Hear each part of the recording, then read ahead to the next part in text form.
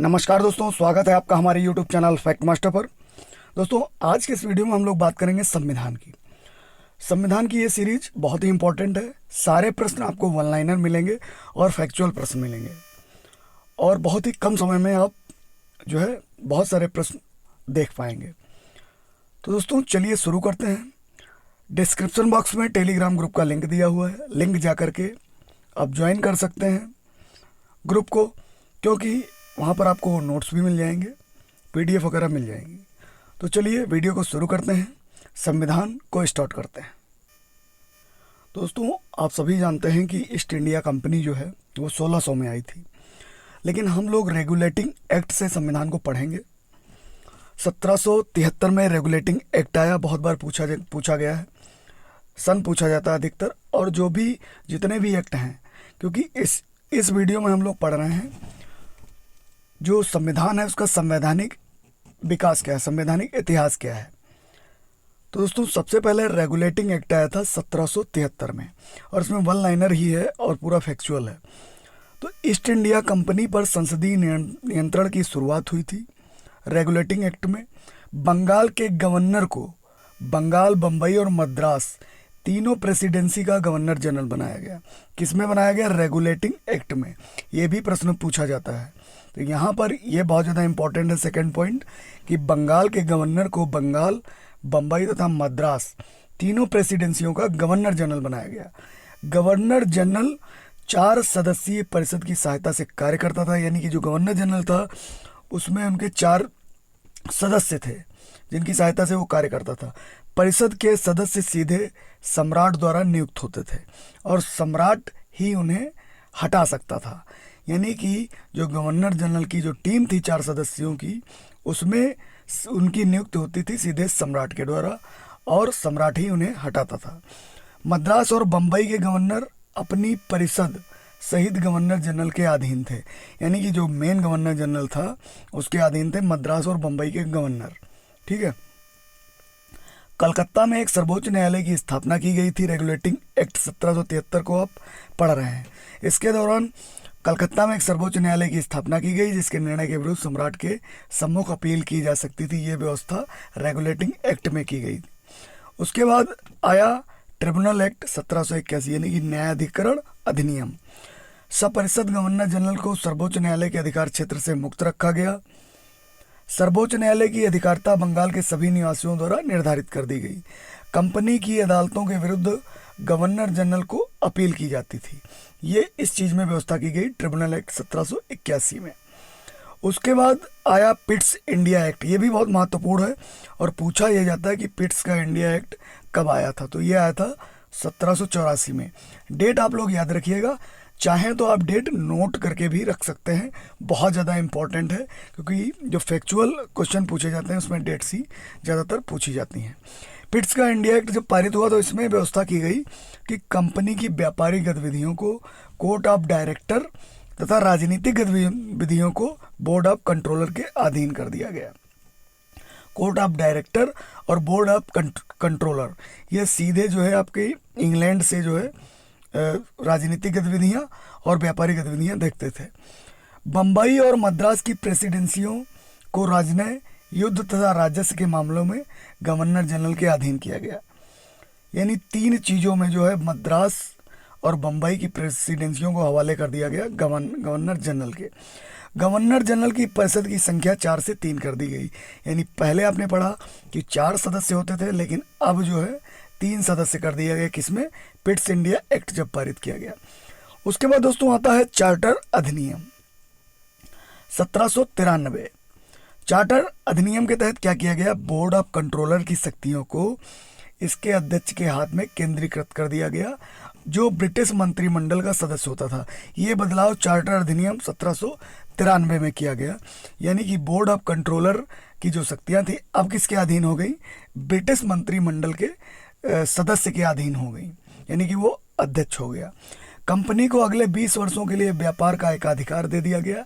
किस कंपनी को? East India company को अगले 20 वर्षों के लिए उनको एकाधिकार दे दिया गया।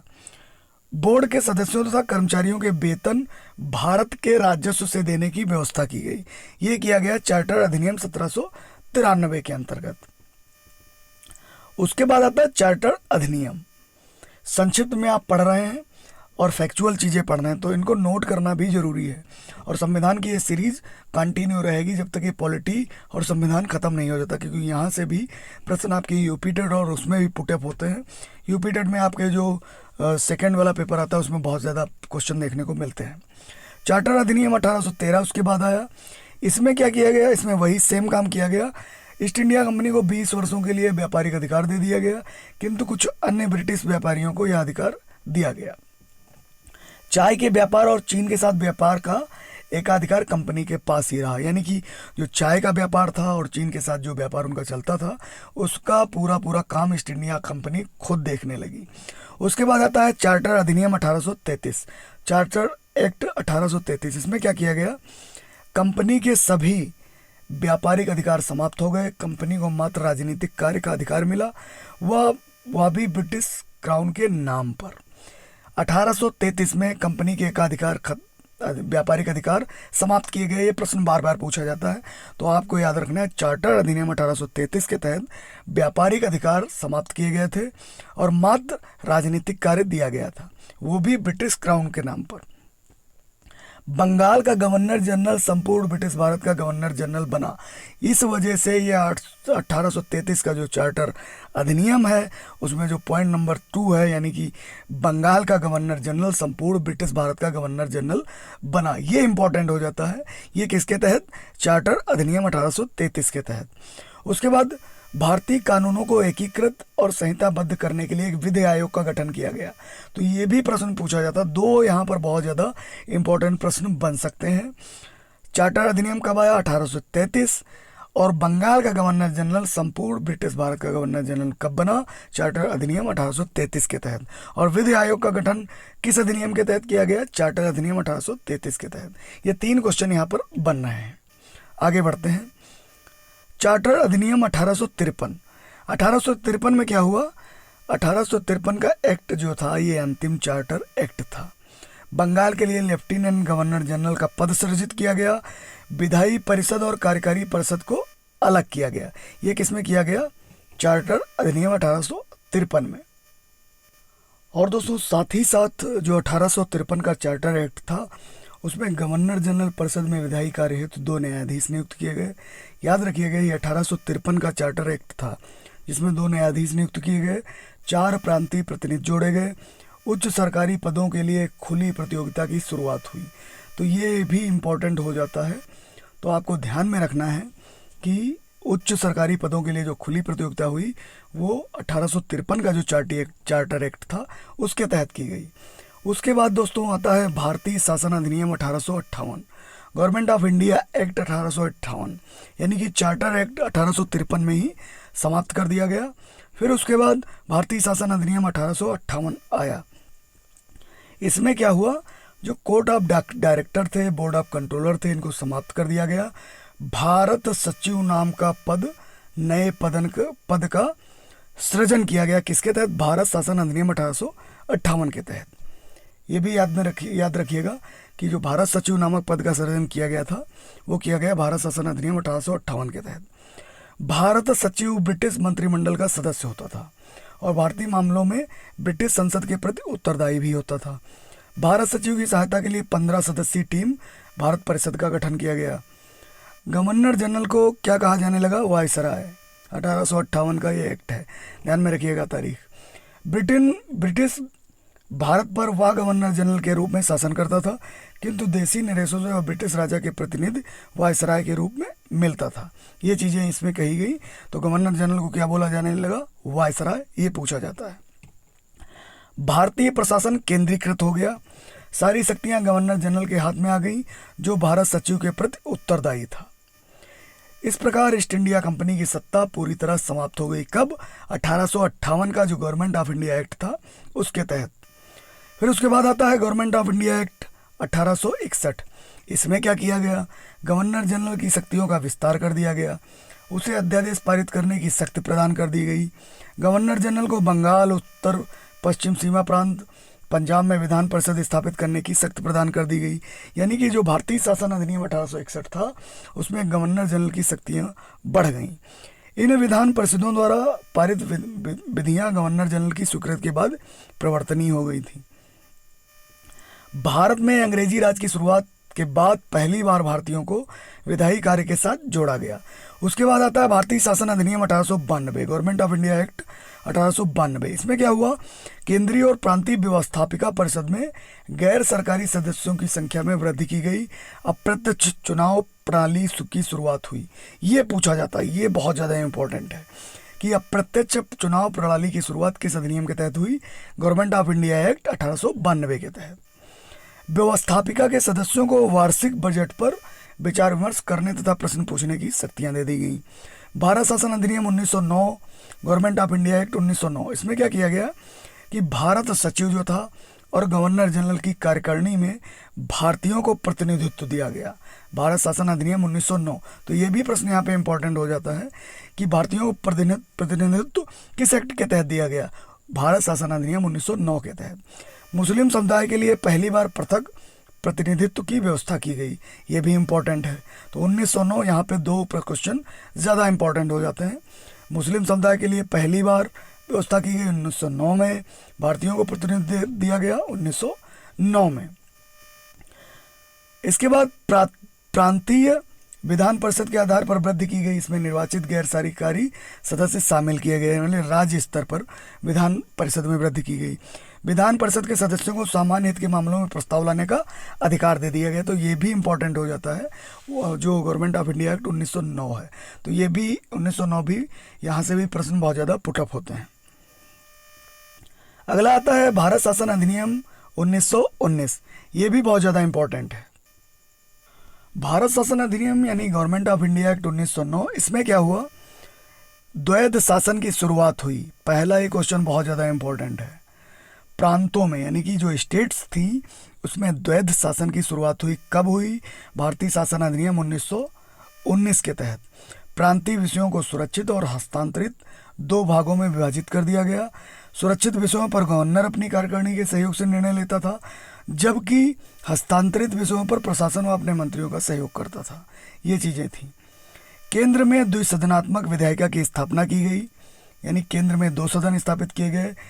प्रथम राज्य परिषद तथा द्वितीय केंद्रीय विधानसभा किया गया। राज्य परिषद में 60 सदस्य, कार्यकाल 5 वर्ष, और विधानसभा में 144 सदस्य, कार्यकाल 3 वर्ष रखा गया। भारत के लिए एक उच्चायुक्त की नियुक्ति की गई। ये भी इम्पोर्टेंट है।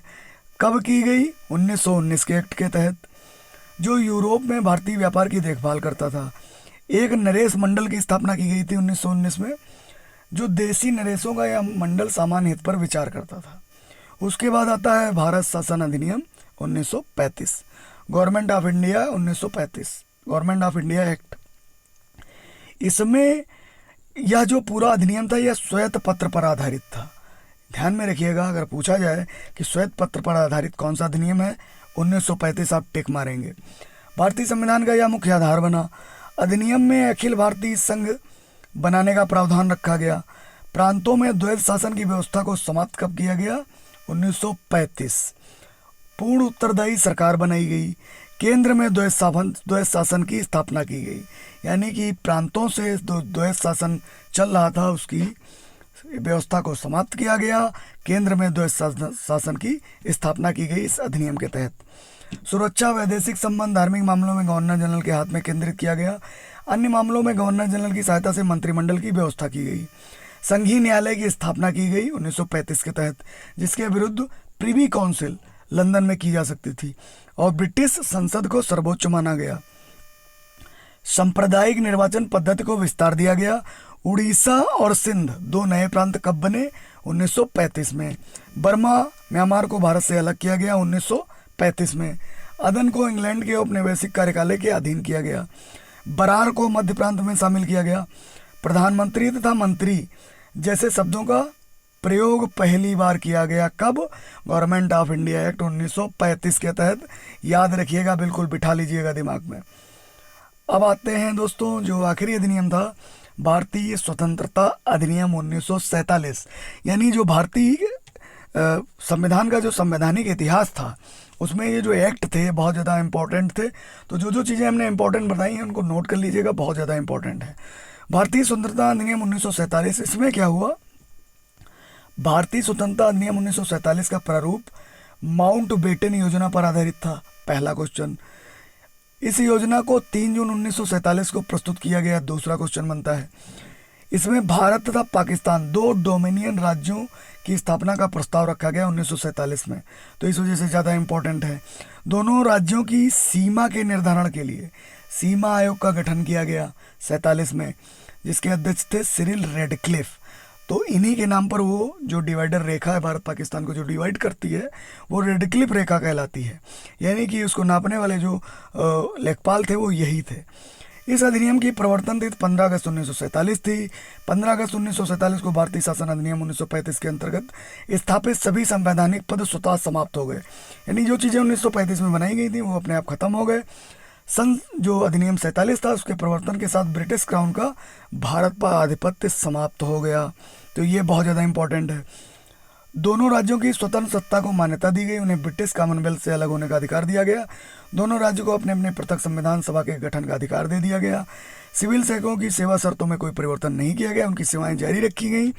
भारतीय स्वतंत्रता अधिनियम 1947 में यह व्यवस्था की गई कि दोनों देशों की व्यवस्थापिका द्वारा बनाए गए कानूनों को इस आधार पर चुनौती नहीं दी जा सकती कि वे भारतीय शासन अधिनियम 1935 तथा भारतीय स्वतंत्रता अधिनियम 1947 से मेल नहीं खाते, क्योंकि जो भारतीय शासन अधिनियम 1935 था वो स्वतः समाप्त हो गया था। भारतीय स्वतंत्रता अधिनियम 1947 ब्रिटिश संसद में 18 जुलाई 1947 को पारित किया गया था, तो ये भी इम्पोर्टेंट था। तो अभी तक जो हमने पढ़ा वो था भारतीय संविधान का संवैधानिक इतिहास। इसमें जो एक्ट हैं, इसमें जो इम्पोर्टेंट चीज़ें मैंने बताई हैं वो बहुत ज़्यादा इंपॉर्टेंट, उनको नोट डाउन कर लीजिएगा। वीडियो को यदि आपने सही से देखा है तो निश्चित रूप से यहाँ से आपके 1 या 2 नंबर बन सकते हैं। जल्द ही इसका अगला वीडियो आएगा और संविधान पूरा इसी तरीके से आपको ये सीरीज चलती रहेगी, और संक्षिप्त में 1 लाइन में और जो इम्पोर्टेंट फैक्चुअल प्रश्न हैं उनको आपको करा दिया जाएगा, और संभवतः बहुत जल्दी इसको संविधान के टॉपिक को क्लोज किया जाएगा। तो आप लोग बने रहिए हमारे साथ। जो भी हमारे चैनल पर नए हैं वो निश्चित रूप से हमारे चैनल को सब्सक्राइब कर लें, और वीडियो अच्छा लगा, चीज़ें समझ में आई तो निश्चित रूप से वीडियो को शेयर करना बिल्कुल मत भूलिएगा। डिस्क्रिप्शन बॉक्स में टेलीग्राम ग्रुप का लिंक है, लिंक पर जाकर के टेलीग्राम ग्रुप ज्वाइन कर लें, ताकि आपको यहाँ से क्या कहते हैं, आपको PDF भी मिलती रहे। Thank you.